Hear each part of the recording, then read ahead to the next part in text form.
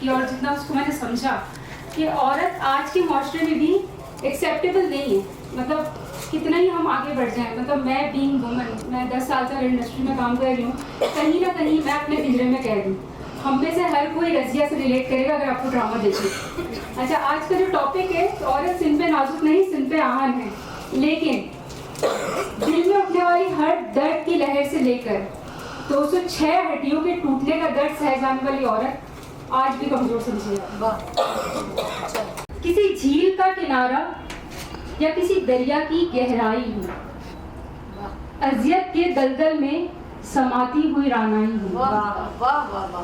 कभी बबांग दहल अपनी हसरतों का मलाल, कभी बबांग दहल अपनी हसरतों का मलाल, तो कहीं दर्द के समंदर में खामोश तमाशाई हूँ। मेरे हाल का जुनून मेरे गम का फसूं, मेरे हाल का जुनून मेरे गम का फसूं, दर्द भरा एक जमाना जी कर भी मैं मुस्कुराई हूँ। वक्त भी हाथ से निकल गया तो क्या कर सकोगी, तर्क सही पर सच यही है, मगर बार बार जिताया जाए क्या ये जरूरी है।